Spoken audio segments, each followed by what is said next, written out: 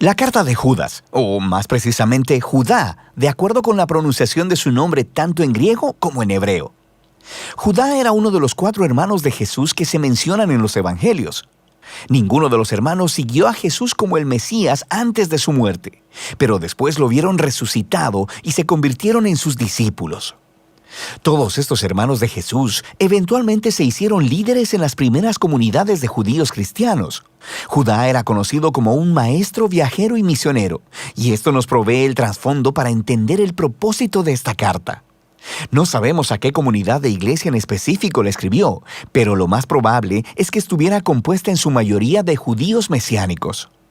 Su estilo de escritura asume un profundo conocimiento de las escrituras hebreas del Antiguo Testamento, como también de otra literatura judía popular. Judas se ha enterado de una crisis que enfrenta esta iglesia, y esto nos ayuda a entender el diseño de la carta. Empieza con un cargo inicial, seguido por una larga advertencia y acusación contra los líderes corruptos que han influenciado a esta iglesia. Y luego, Judá cierra completando el encargo de lo que esta iglesia debe hacer. Judá comienza pidiendo a esta iglesia que luche por la verdadera fe cristiana. Él dice que su plan había sido escribir una obra más larga que explorara nuestra salvación compartida a través del Mesías. Pero ese proyecto, dice él, se retrasó cuando escuchó las noticias urgentes acerca de esta iglesia. Y así, él escribió esta profunda pero muy breve carta. Judá no empieza hablando de cómo ellos deben luchar por la fe. Más bien, él primero les explica el por qué. Es por los maestros corruptos que se han infiltrado en esta iglesia. Y él no ataca sus enseñanzas, sino su manera de vivir. Su transigencia moral es lo que te dice que tienen una mala teología. Primero que nada, ellos han distorsionado la gracia de Dios como una licencia para pecar.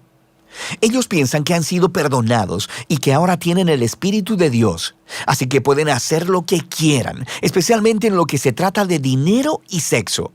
Y entonces Judá dice que ellos están traicionando a Jesús al rechazar su autoridad y sus enseñanzas. Y Judá quiere que esta iglesia sepa que la aparición de estos maestros no es una sorpresa. Por ello, continúa con una advertencia más larga para que se mantengan alejados de ellos. El primero ofrece 2 grupos de 3 ejemplos del Antiguo Testamento. El primer trío es acerca de personas rebeldes, quienes en el pasado recibieron justicia divina. Los israelitas, que se rebelaron contra Dios en el desierto, obtuvieron lo que querían y murieron en medio de la nada. Él después habla de una historia acerca de ángeles que están aprisionados por su rebelión hasta que se enfrentan a la justicia de Dios. Él se está refiriendo a la interpretación de la historia en Génesis 6, ofrecida en la popular obra judía llamada Primera de Enoc, donde los hijos de Dios se interpretan como ángeles que se rebelaron contra Dios, tuvieron sexo con mujeres y fueron juzgados por ello. Judá enlaza esta historia a su tercer ejemplo sobre la ruina de Sodoma y Gomorra en Génesis, donde hombres violentos intentaron tener sexo con ángeles enviados por Dios en forma de humanos. Ambas historias son acerca de la rebelión contra el orden de Dios que llevó a la inmoralidad sexual, y es precisamente de esto que los falsos maestros son culpables. Después de esto, Judá ofrece un ejemplo adicional de un popular texto judío llamado el Testamento de Moisés. Al igual que Enoc, este no era parte de las escrituras del Antiguo Testamento, sino que era un recuento creativo de los últimos días y palabras de Moisés, basado en Deuteronomio.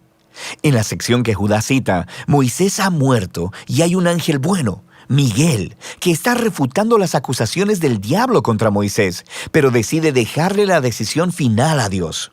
Ahora, estas historias podrían parecerte un poco extrañas, pero para las personas que fueron criadas con esta literatura, las advertencias de Judas tienen mucho sentido. El comportamiento de estos líderes corruptos tiene raíces antiguas. Rebelión contra la autoridad de Dios, inmoralidad sexual, rechazo a los mensajeros de Dios. Y esto se conecta con el segundo trío de ejemplos. Se trata acerca de rebeldes que corrompieron a otras personas. Caín mató a su hermano, pero luego se fue a construir una ciudad donde reinó la violencia. Balán el hechicero no pudo maldecir a Israel, así que lo sedujo a la idolatría y a corrupción moral. Y luego Coré, el levita, quien dirigió una rebelión contra Moisés que terminó en desastre para otras personas. Judá concluye con un segundo trío, con una avalancha de imágenes del Antiguo Testamento para describir a los falsos maestros. Ellos son como los pastores egoístas de Ezequiel, o como las nubes sin agua de Proverbios, o como las furiosas olas de Isaías. Su ensimismamiento traiciona su reclamo de ser seguidores de Jesús y crean caos a donde quiera que van. Judá concluye su advertencia citando otras dos advertencias, una antigua y otra reciente. La primera viene otra vez del popular libro de Primera de Enoc, que decía contener las visiones del antiguo personaje de Enoc en el libro de Génesis.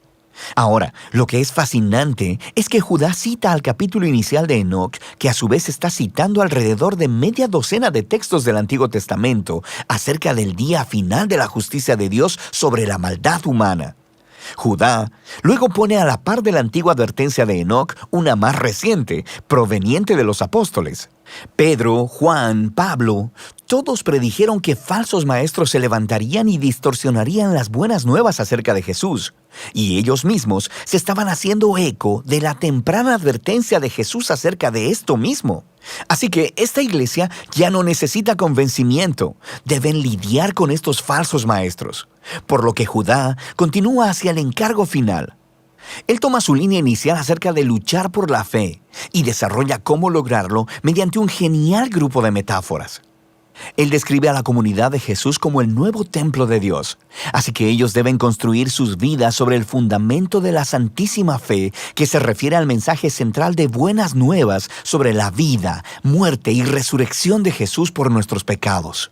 Sobre ese fundamento, la iglesia debe edificarse a sí misma, mediante la dedicación a la oración y consagrarse al amor de Dios a través de la obediencia. Y la integridad de este edificio se mantendrá al estar alertas al regreso de Jesús, cuando traerá su justicia y misericordia. Y al hacer esto, se ayudarán unos a otros en permanecer fieles a Jesús. Judá entonces concluye adorando al Dios quien protegerá a su pueblo y los librará de caer alejándose de su gracia. La breve carta de Judá es poderosa y a la vez confusa para muchos lectores modernos, quienes se preguntan por qué el autor cita textos que hoy no se consideran parte de la Biblia hebrea, como Primera de Enoc o el Testamento de Moisés. Es importante recordar que la cultura judía de ese tiempo estaba inmersa en textos religiosos. Jesús, su familia y todos los cristianos judíos tempranos crecieron leyendo la Biblia hebrea junto con muchos libros que se basaban e inspiraban en las Escrituras. Y sabemos que había debates antiguos acerca de si estos libros debían ser considerados como escrituras o no. Pero a pesar de eso, siguen siendo importantes. Un libro no tiene que estar en la Biblia para decir un mensaje importante al pueblo de Dios, y así eran muchos textos judíos de ese periodo. Hoy se conocen como colecciones apócrifas, también conocidos como deuterocanónicos, junto con los pseudoepígrafos, y todos estos se preservaban y leían en las comunidades judías cristianas. Eran tratados con mucho respeto. Esto no significa que hubieran sido seleccionados como parte de la Biblia hebrea, pero sí son parte de la tradición bíblica. Y así Judá, que conocía a sus lectores, sabía que ellos valorarían las palabras de Primera de Enoc y las usó para comunicar su mensaje, que es este. La gracia de Dios a través de Jesús demanda una respuesta de toda la vida, no solo a sentir intelectualmente. Nota que Judá no critica ni se enfoca en la teología de los maestros, sino en su manera inmoral de vivir, la cual niega a Jesús. Así que Judá está aplicando aquí lo que Jesús les enseñó a sus discípulos. Si realmente me aman, obedecerán mis enseñanzas. Para los cristianos, la manera en que vives es el indicador más confiable de lo que realmente crees. Y de eso se trata la carta de Judas.